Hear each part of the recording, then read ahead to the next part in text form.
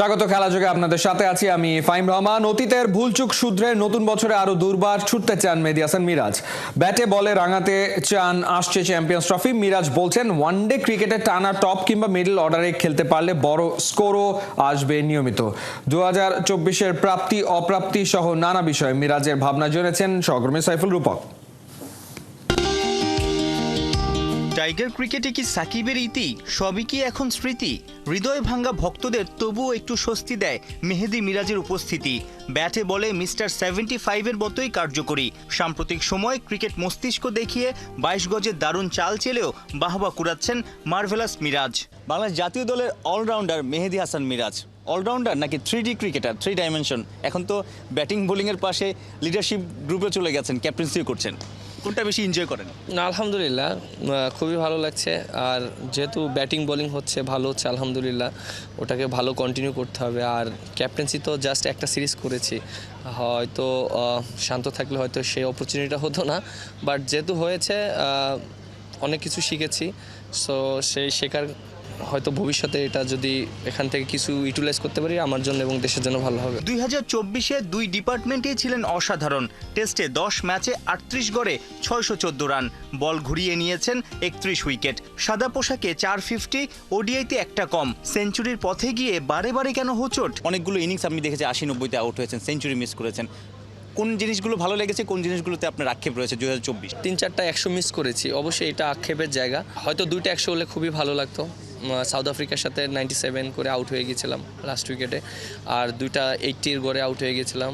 তারপর ওয়েস্ট ইন্ডিজও 2টা 80-র গড়ে। But end of the day আমি তো উপরে ব্যাটিং করা শুরু করছি রিসেন্টলি। আপনি দেখেন হয়তো 2 সিরিজে আমি ব্যাটিং করছি উপরে।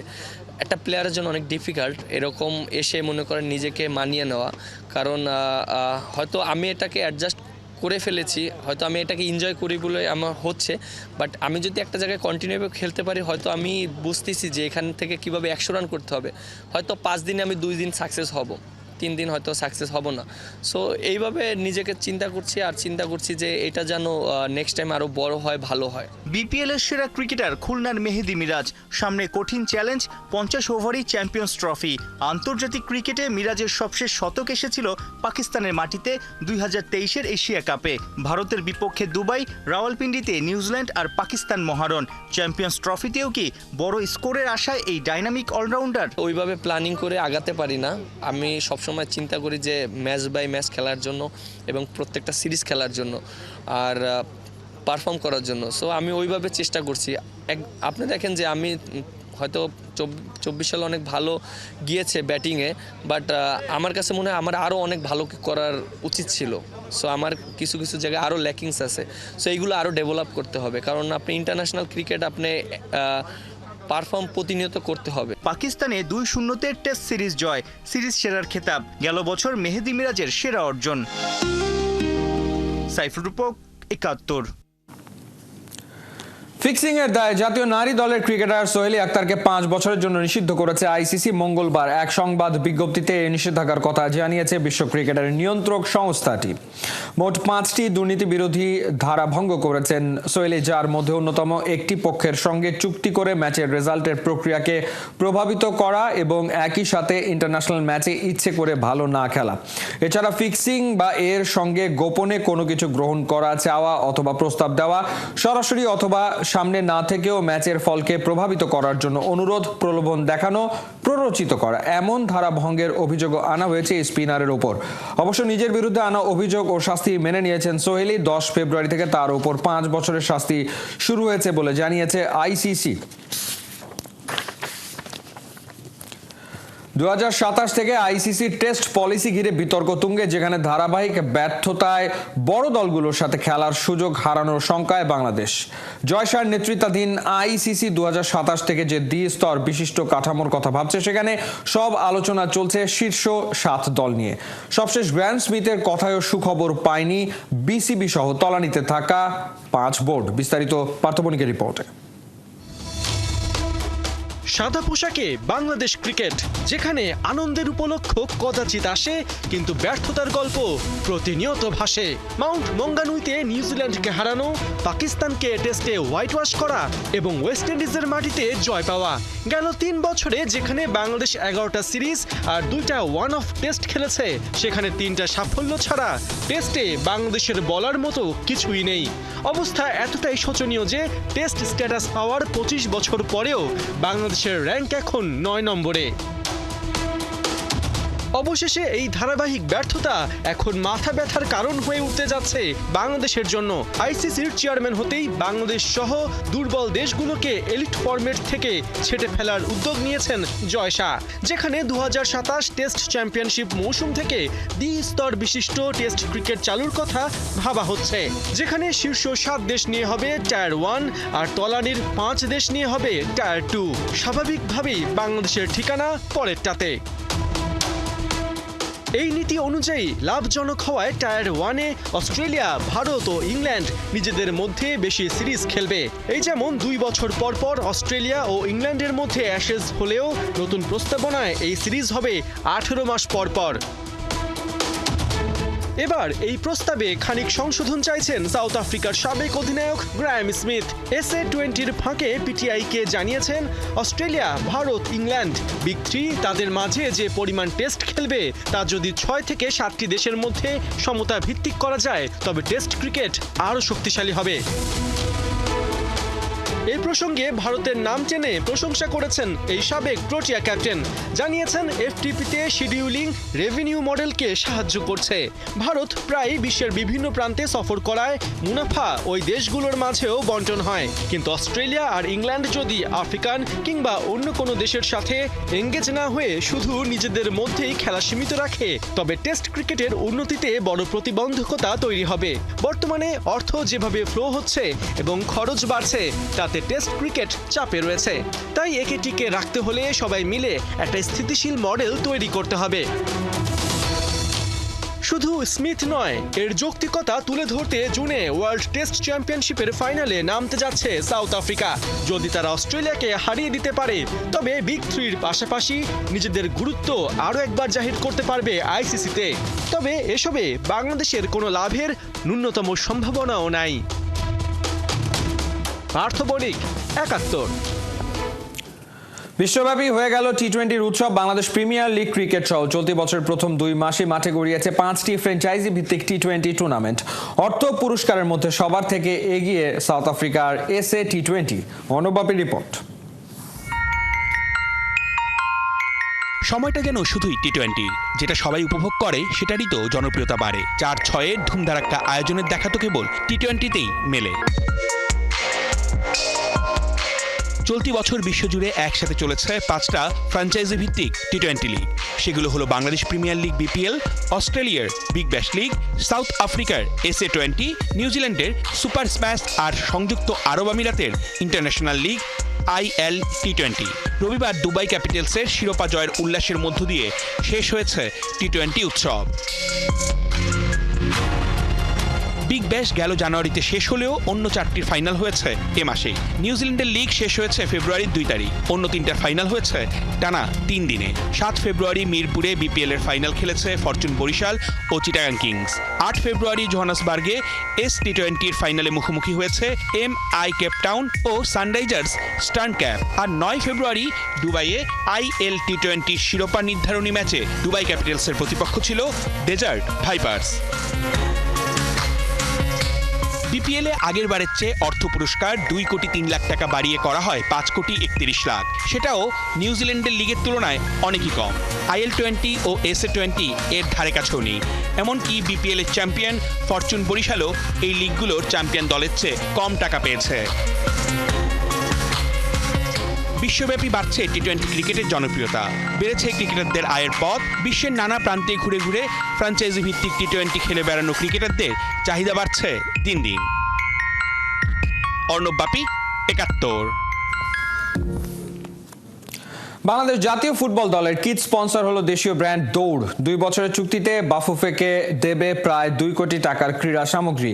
এখন থেকে হামজা চৌধুরী, জামালদের পরিহিত জার্সি কিনতে পারবেন ভক্তরা। এদিকে নারী ফুটবলে সংকট কাটাতে অধিনায়ক সাবিনা খাতুনের সঙ্গে 15 মিনিটের মিটিং করেছেন প্রেসিডেন্ট তাবিদ আওয়াল। মেহেদী নাইমের রিপোর্ট। আগে আমরা অনেক কিট পার্টনারের সাথে কথা বলতাম যে আপনারা আমাদের দেশে আসেন, আমাদেরকে সহযোগিতা করেন। তো আজকে থেকে যাত্রা শুরু হচ্ছে কমপ্লিটলি উল্টো। আজকে যাত্রা শুরু হচ্ছে যে আমরা বিদেশে এখন আমাদের কিট পার্টনারদেরকে নিয়ে যাব। কিট স্পন্সর যুগে প্রবেশ করলো বাফুফে। দৌড়ের সঙ্গে চুক্তি স্বাক্ষর অনুষ্ঠানেও ভিন্নতা। অতীতে বাফুফের এরকম কোনো অনুষ্ঠানের মঞ্চে দেখা যেত 10-15 জন। এখন সেখানে লোক দেখানো আদিক্ষেতা নেই চেয়ারে অপ্রয়োজনীয় কোনো লোক। বাফুফের এক্সিকিউটিভ মেম্বাররা বসেছেন সাইডে, এমনকি চুক্তি স্বাক্ষরের সময়ও প্রেসিডেন্ট তাবিদ আওয়ালও উঠে গিয়ে পেছনে দাঁড়ালেন। চেয়ারে বসলেন শুধু মার্কেটিং কমিটির প্রধান ফাহাদ করিম ও দৌড়ের প্রতিষ্ঠাতা সিইও আবিদ আলম চৌধুরী। দৌড় যে কিটটা দিবে সম্পূর্ণ তারা তাদের খরচে আমাদেরকে দিবে, আমাদের বিএফ এর কোনো খরচ হবে না। So we will not spend any money, we will not by anything. আমরা চাচ্ছি মেড ইন বাংলাদেশকে প্রমোট করতে। তো আমি আপনাদের সবাইকে রিকোয়েস্ট করব যে আপনাদের সাপোর্টে আমরা একটা লোকাল ব্র্যান্ডকে যেন ইন্টারন্যাশনাল লেভেলে নিয়ে যেতে পারি। তুমি যাদের সাথে বাইরে কথা বলছো তাদের হয়তো দেখো ম্যানুফ্যাকচারিংটা বাংলাদেশেই হয়। And we are so strong in apparel. আপাতত 2 বছরের জন্য চুক্তি, 1 বছর পর হবে রিভিউ। বছরে প্রায় কোটি টাকার সামগ্রী নারী ও পুরুষ দলকে দেবে পৃষ্ঠপোষক প্রতিষ্ঠানটি। এই জার্সি গায়ে জড়াবেন হামজা চৌধুরী। বাংলাদেশ জাতীয় ফুটবল দলের জার্সি সামনে বাণিজ্যিকভাবে বিক্রির পরিকল্পনা রয়েছে বাফুফে সভাপতির। অফিসিয়াল জার্সি এবং ফ্যান জার্সিগুলোকে কিন্তু আগামীতে আমরা কমার্শিয়ালিও সেল করব। তো যদি কোনো ফ্যানরা বাংলাদেশে বা বাংলাদেশের বাইরে আমাদের জার্সি কিনতে চায়, কোনো প্লেয়ারদের নামে কিনতে চায়, এখন কিন্তু আমরা অফিসিয়ালি অনলাইনে এবং রিটেল স্টোরে আমরা আগামীতে সেগুলো সেল করার আমরা ব্যবস্থা করব। তবে বাফুফেতে এসে এদিন অধিনায়ক সাবিনা খাতুনের সঙ্গে মিনিট 15 বৈঠক করেন তাবিদ আওয়াল। গুঞ্জন, সাবিনা খাতুন সহ বিদ্রোহী 18 নারী ফুটবলার নিজেদের অভিমান ভেঙে নমনীয় হচ্ছেন, শিগগিরই যুক্ত হতে পারেন অনুশীলনে। তবে এসব বিষয়ে প্রশ্ন করার আগেই কৌশলে অনুষ্ঠান স্থল ত্যাগ করেন বাফুফে প্রেসিডেন্ট। 26 ফেব্রুয়ারি সংযুক্ত আরব আমিরাতের বিপক্ষে ম্যাচে দৌড়ের জার্সি পরে প্রথমবার মাঠে নামবে বাংলাদেশ জাতীয় নারী ফুটবল দল। এরপর ভারতের বিপক্ষে 25 মার্চ এশিয়ান কাপ বাছাই পর্বে নামবেন পুরুষ দলের ফুটবলাররা। কাপড় খুবই ভালো, আমরা নিজেরাই চয়েস করেছি, তো কাপড় ভালো আছে, সবকিছু মিলে আমরা খুবই খুশি। অনেকদিন পরে হলেও আমাদের জার্সিতে যুক্ত হতে চলেছে একটা sponsor. To welcome Dor as our new official kit partner. Mehedi Naim, 71। UEFA champions লিগের রাতে হাই ভোল্টেজ ম্যাচ। মাঠে নামছে 2 লিগের 2 জায়ান্ট। নকআউট পর্বে জায়গা করে নেয়ার মিশনে ম্যানচেস্টার সিটির প্রতিপক্ষ রিয়াল মাদ্রিদ। ইতিহাদ স্টেডিয়ামে খেলা শুরু বাংলাদেশ সময় রাত 2টায়। Kohinoor corner report. কাকতালীয় নাকি নিয়তি, এই নিয়ে টানা 4 বার ফাইনালের আগে ফাইনালের রোমাঞ্চ ছড়িয়ে দিতে হাজির প্ল্যানেটের 2 giant club. UCL A mouth watering match, clash of Titans A Manchester সিটির সামনে রিয়াল মাদ্রিদ। এই মুহূর্তে নিষ্ঠুর এক বাস্তবতার সামনে দাঁড়িয়ে ইউরোপের 2 রাঘব বোয়াল। নতুন ফরম্যাটের ইউসিএল এর নকআউট পর্বে যেতে পাড়ি দিতে হচ্ছে প্লে অফ রাউন্ড। 32 দলের নয়া আসরে প্রথম রাউন্ডের রিয়াল মাদ্রিদ ছিল 11 নম্বরে, 1 পয়েন্টের জন্য মিস হয়েছে টপ 8 এর স্পটটা। এবার সিজনে অ্যাওয়েতে 4 ম্যাচ খেলে কেবল 2 ম্যাচে জয় পেয়েছে লস ব্লাঙ্কোস। সিটির হাল আরও বেহাল। প্রথম রাউন্ড শেষ করেছে 22 নম্বরে থেকে। শেষ ম্যাচে হারলেই বেজে যেত বিদায় ঘণ্টা। ইপিএলেও নেই টপ 4-এ। 2 দলের হেড টু হেড পরিসংখ্যানে অবশ্য খানিকটা এগিয়ে সিটিজেন্স। ইউসিএলে এখনো পর্যন্ত 12 বারের লড়াইয়ে সিটির 4 জয়ের বিপরীতে রিয়ালের জয় 3 ম্যাচে, ড্র হয়েছে 5টা। শ্যানে টক্কর বোধ হয় একেই বলে। সাম্প্রতিক পরিসংখ্যানে অবশ্য রিয়াল এগিয়ে। এখনো পর্যন্ত রিয়ালের কাছে হেরে ইউসিএল থেকে ম্যান সিটিকে বাদ পড়তে হয়েছে 3 বার। গেল সিজনে কোয়ার্টার ফাইনালে 2 লেগ মিলিয়ে কেউই কাউকে হারাতে পারেনি, অতঃপর টাইব্রেকারে সিটিকে আউট করে দেয় রিয়াল মাদ্রিদ। সিটির বিপক্ষে রিয়াল অপ্রতিরোধ হলেও ইংলিশ প্রতিপক্ষের সামনে খানিকটা নড়বড়ে। এখনো পর্যন্ত 6 জয়, আছে 11 হার। তার উপর ইউসিএল এ হোম ম্যাচে 35 ম্যাচ অপরাজিত গার্দিওলা বাহিনী। বিগ ম্যাচে ম্যান সিটির ট্রাম্প কার্ড মনস্টার খ্যাত আর্লিং হাল্যান্ড। তবে সামনে রিয়াল এলেই ফিকে হয়ে যায় এই নরিজিয়ান। রিয়ালের বিপক্ষে এখনো পর্যন্ত 359 মিনিট খেলে 11টি শট নিয়ে একটিও গোলে কনভার্ট করতে পারেননি। মাদ্রিদই একমাত্র দল যাদের বিপক্ষে সবচেয়ে বেশি খেলেও গোল পায়নি এই গোল মেশিন। এদিকে সিটির বিপক্ষে আগুনে ফর্মে ব্রাজিলিয়ান ডুও ভিনি আর রদ্রিগো। তার উপর এবারে রিয়াল ব্রিগেডে যুক্ত হয়েছেন কিলিয়ান এমবাপে। 26 বছর বয়সে 500 গোল করে এরই মধ্যে হয়ে গেছেন হিস্ট্রির ইয়াংগেস্ট ফুটবলার। হাই অক্টেন ম্যাচের আগে ইনজুরির কালো থাবা রিয়াল শিবিরে। চলতি সিজনে 36টি ইনজুরি কেসের মুখোমুখি রিয়াল মাদ্রিদ, যা লাস্ট এডিশন লুকাস ভাস্কেস।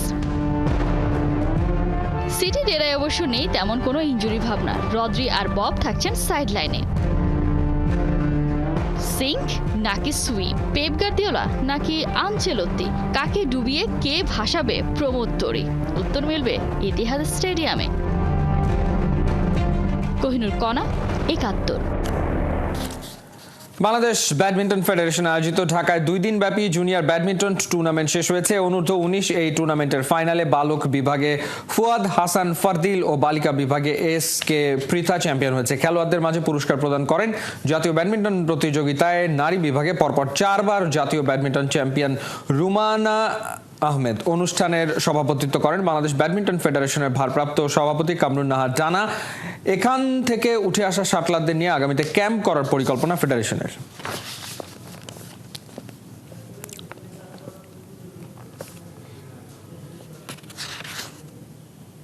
এই ছিল এই মুহূর্তের খেলাযোগে। সরাসরি সংবাদ অনুষ্ঠান দেখতে চোখ রাখুন ৭১ ফেসবুক পেজ এবং সাবস্ক্রাইব করুন ৭১ ইউটিউব চ্যানেল। ৭১ সাথেই থাকুন।